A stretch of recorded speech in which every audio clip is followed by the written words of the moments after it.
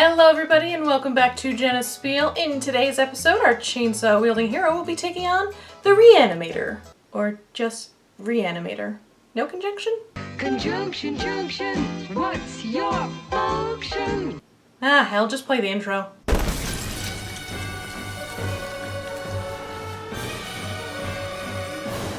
Alrighty, so before I even crack the pages of this comic, I have to find out who the Re-Animator is. Sorry, Re-Animator is. Shame on me.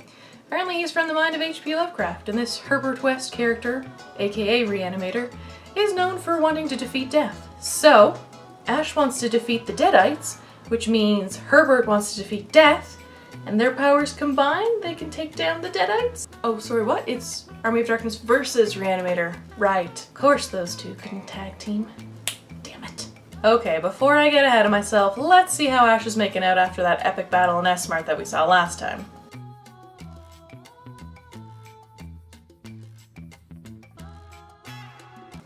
Oh, he's insane.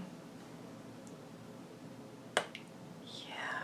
But as his lawyer put it, if the brain ain't fit, you must acquit. Why does that sound so familiar? Remember these words. If it doesn't fit, you must acquit. Well, off to Arkham Asylum Ash goes. What is this, a DC comic?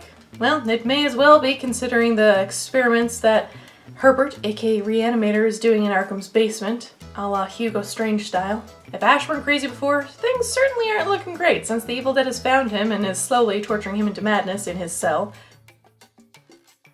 But worry not, he is fortuitously saved by Deuce Bellcamp, fanboy extraordinaire, and his sidekick, Madeline Rothschild? Sure, let's go with that. So why the fanboy comment? Well.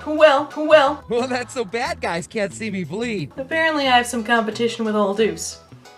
That's a questionable way to put it. Anyways, in a fun pseudo wall break, apparently Ash is being equipped with props and memorabilia that I guess Deuce found online through auctions and stuff. Not that that happens in real life. I'm not gonna lie, I wish I had some Bruce Campbell belongings in my possession. One day I'll have a real Ashy Slashy puppet. Well, now that Ash is back on his feet, he's taken on the next onslaught of baddies, and oh, it looks like an anime crossover.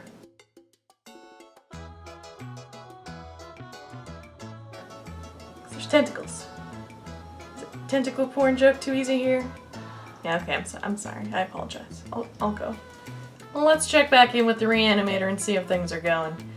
Oh yeah, he's teamed up with some guy named Watley, and they're gonna summon an even bigger bad called Yog-Sothoth, and we all know how this is gonna go, so let's just go back to Ash and friends. We finally learn, at least in a said out loud kind of way, mirrors, as we've seen throughout the Evil Dead series, are a Deadite dimension transportation device thing.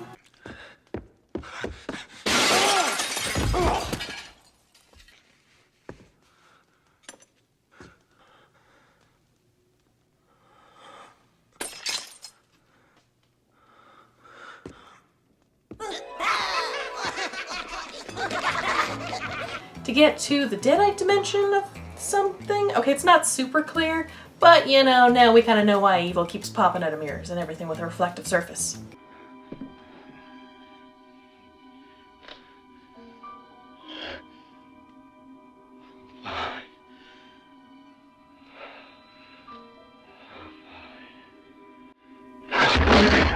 However, even removing the mirror won't help because Ash manages to still get sucked into the Deadite dimension via this shiny garbage can. Yep, Ash is taken down by a rubbish bin.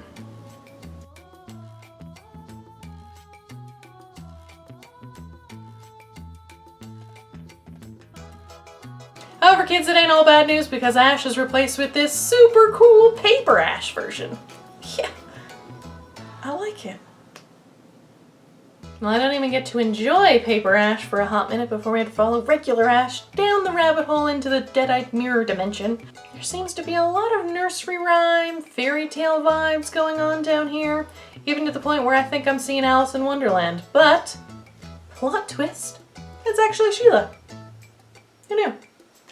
alive. We haven't really seen her since the beginning, and I kind of glossed over that point, but here she is, in case you were wondering.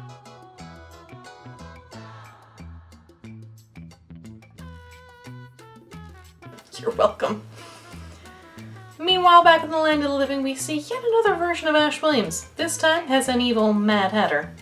Not my favorite so far, but anyways, he manages to overthrow Deuce and Madeline, and I hope you weren't getting too attached to Deuce, because now he's this guinea pig for Re-Animator, and boom. Yeah, sorry, I probably should have eased you into that. Just like when Piggy went splat on the rocks in Lord of the Flies.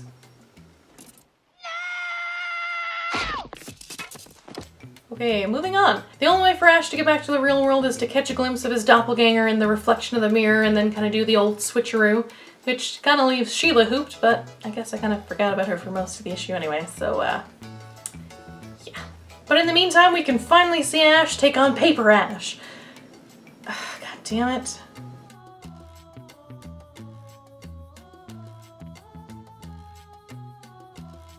Why do I keep getting so hyped up for plot points that are super temporary? Well, now we're finally gonna get to the title of this comic. Ash is gonna take on the Re-Animator. Oh my god, what is this nightmare fuel?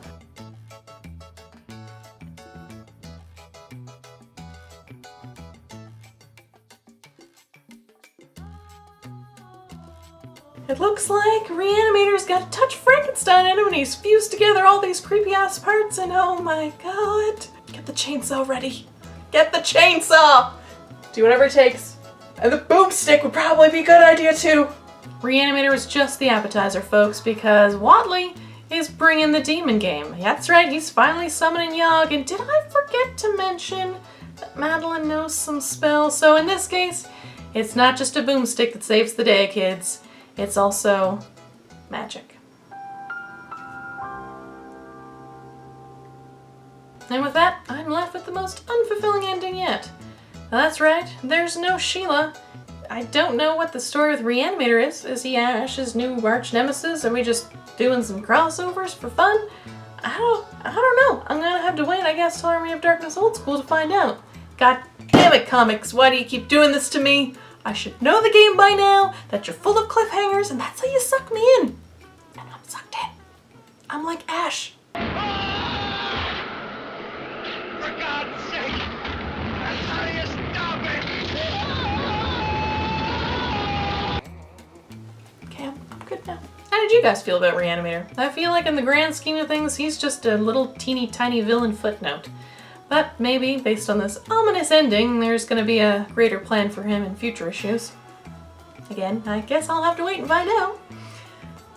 Overall, Screwheads, this one's kind of a mixed bag for me. I thought it started off pretty strong. Good narration, I thought like there was a bit of a unique voice to it. Especially seeing Ash and Arkham, I thought that could be a really cool story to see him like kind of slowly go crazy. I like where your head's at. Almost as much as I like where your nub's at. Oh. That's disgusting. But you know, I can't be mad, because that's exactly what I would have said. Kind of like in Buffy the Vampire Slayer, if you guys recall that episode. You're gonna hurt yourself. She's gonna break the knee. We're gonna have to strap her down. Buffy's delusion is multi-layered. She believes she's some type of hero. The Slayer. The Slayer, right, but that's only one level. She's also created an intricate lattice work to support her primary delusion. In her mind, she's the central figure in a fantastic world beyond imagination. Buffy, can you hear me?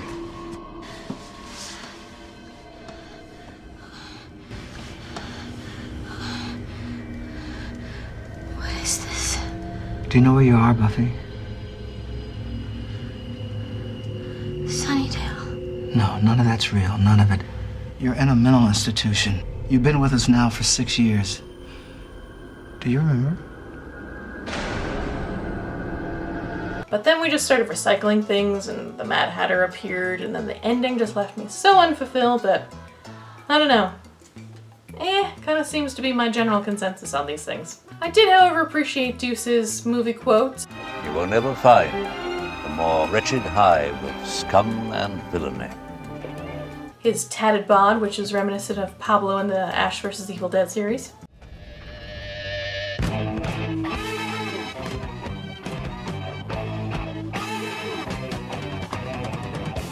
Also, the possibility of Madeline being Ash's new sidekick is pretty intriguing.